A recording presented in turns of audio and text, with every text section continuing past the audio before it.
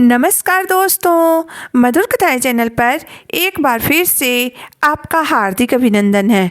तो आज की मेरी कहानी का शीर्षक है सास भी माँ होती है। तो चलिए शुरू करते हैं आज की अपनी ये कहानी। मम्मी जी, बहुत दर्द हो रहा है, रानी चिल्लाकर अपनी सास से बोली।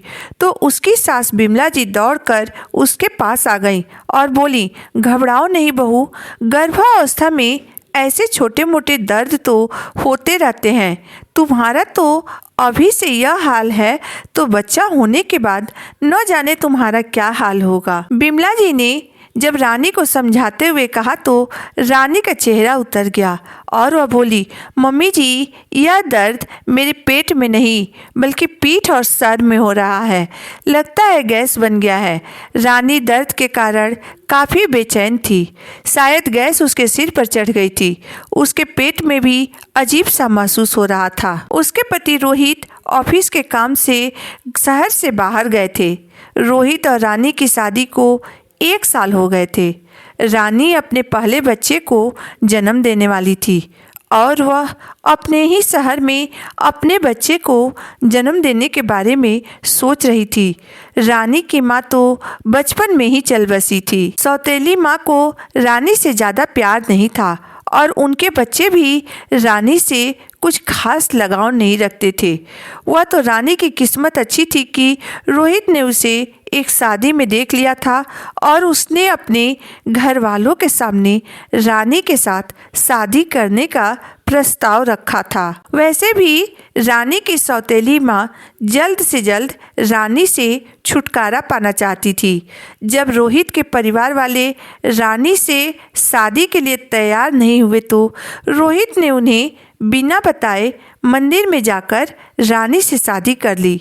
अपने इकलौते बेटे को इस तरह शादी करते हुए देखकर रोहित की माँ बिमला जी उससे नाराज हो गईं। 2 साल तक वह उससे नाराज रही, परंतु जैसे ही उन्हें पता लगा कि उनकी बहू माँ बनने वाली है तो गांव से सीधा अपने बेटे के घर आ गई और बहू की देखभाल में लग गई। रानी को इस तरह दर्द से तड़पते हुए देखकर बिमला जी बोली, तुम्हें समझाया था ना कि इस समय घर का खाना ही तुम्हारे लिए बेहतर होगा। घर का खाना कम नमक मिर्च और कम तेल वाला होता है, पर तुम तो मानती ही नहीं हो। बाजार से तेज मसालेदार तीखा खाना मंगवा कर खा लेती हो। यह उसी का नतीजा है कि आज तुम्हें गैस बन गई है। लो, यह मेथी दाना और नमक पानी के साथ खा लो, तुम्हें आराम मिलेगा। रानी ने सास के कहे अनुसार मेथी दाना और नमक गर्म पानी के साथ खा लिया। उसे सच में बहुत आराम मिला।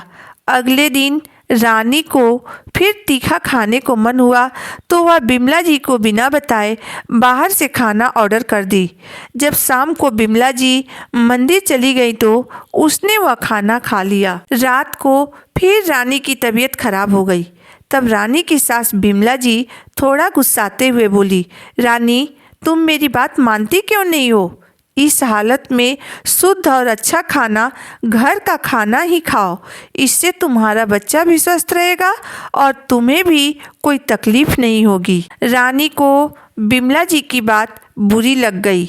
जब उसका पति रोहित टूर से वापस आया तो उसने अपनी सास की शिकायत रोहित से की।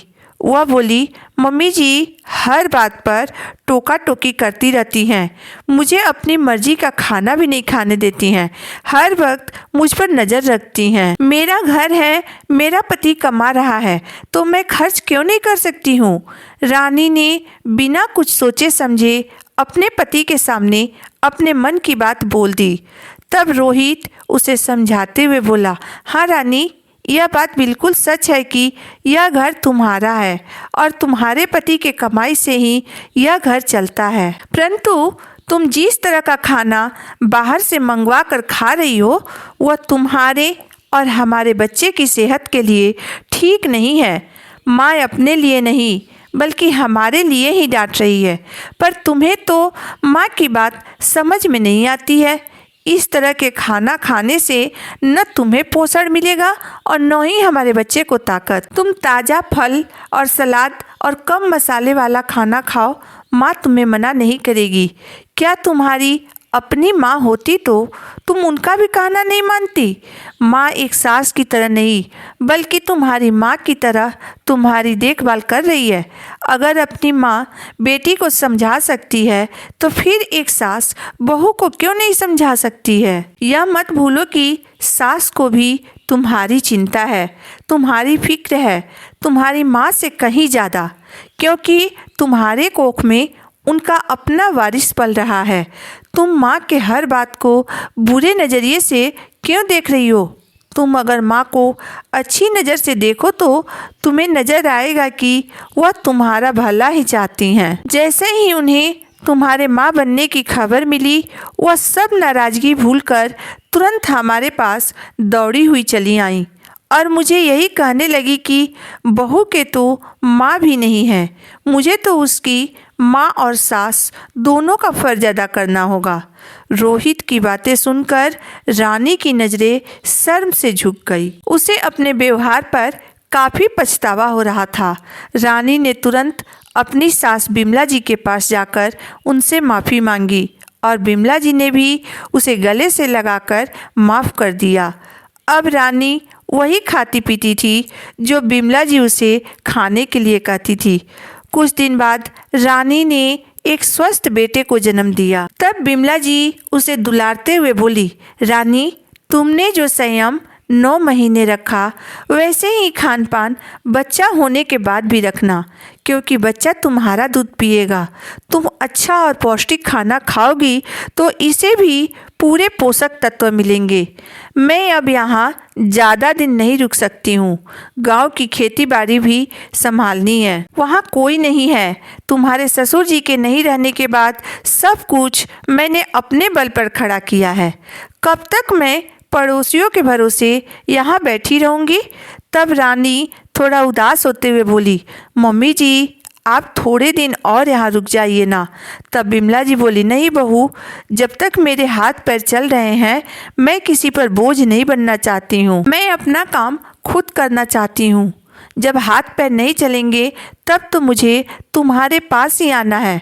बिमला जी अपनी बहू, बेटे और पोते को आशीर्वाद देकर गांव चली आई।